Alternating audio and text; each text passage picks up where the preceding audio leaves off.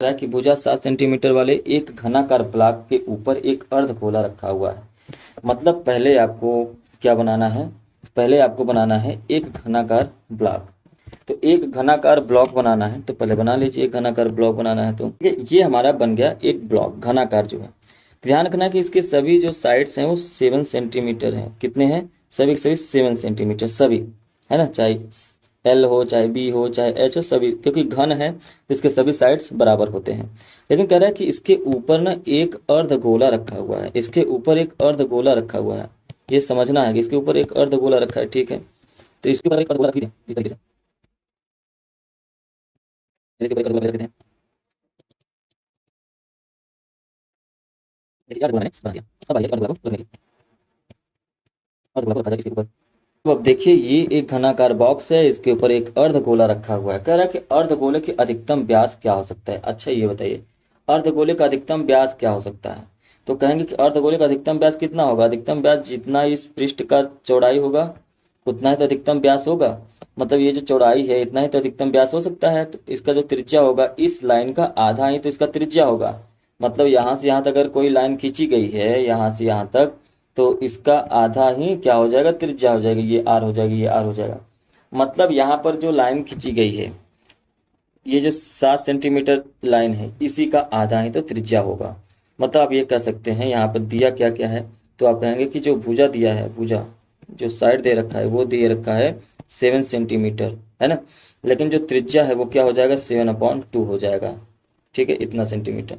अब कह रहा है कि इस ठोस का पृष्ठीय क्षेत्र, मतलब चारों तरफ पृष्ठीय क्षेत्रफल क्या होगा। देखिए ध्यान से एक बात समझिए कि अगर इसके पृष्ठीय क्षेत्रफल की बात करें तो एक तरफ ये है, एक तरफ ये है, एक नीचे से होगा, एक इस बगल से होगा, एक इस तरफ सामने से होगा। लेकिन ये जो ऊपर वाला है ना, ये पूरा तो है ही एक पृष्ठ, इस तरीके से पूरा पृष्ठ, लेकिन इस पर इतना इतना लेके इतना सा गोला रखा हुआ है, इतना।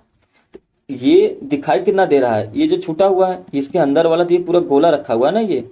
इसका मतलब इसमें से पूरा हमको इस गोले जो वृत्त का क्षेत्रफल होगा, इतना जो वृत्त का क्षेत्रफल सिर्फ वो माइनस करना होगा, है ना।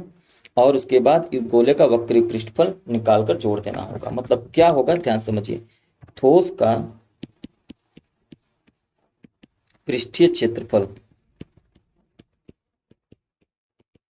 घन का पृष्ठीय क्षेत्रफल, इसमें से माइनस कर देंगे वृत्त का क्षेत्रफल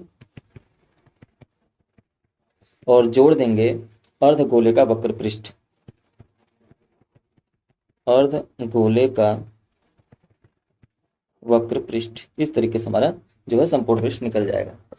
तो घन का जो क्षेत्रफल होता है, पृष्ठीय क्षेत्रफल 6a² होता है माइनस πr² प्लस अर्धगोले का वक्र पृष्ठ होता है 2πr²। क्या करेंगे, ध्यान से अगर देखें 6a²। अब ध्यान से देखिए कि 2πr में से 1πr² घटा देंगे, 2πr² में से 1πr² घटा देंगे तो सिर्फ और सिर्फ πr² बचेगा। और ये 2πr² बड़ा है इसलिए प्लस का चिन्ह लगेगा। तो यहाँ से आसान हो जाएगा कि प्लस क्या हो जाएगा, πr²। बस इतना ही मान निकालना है। मतलब 6×7 प्लस 22/7 क्योंकि आर का मान क्या है, जो है 7/2। 7 से 7 कट जाएगा, 2 से इसको काट देंगे 11 हो जाएगा। आगे करेंगे 6×7 प्लस 11×7/2। एलसीएम ले लेंगे। अब एलसीएम ले लेंगे तो 6×7 का मतलब हो जाएगा 588।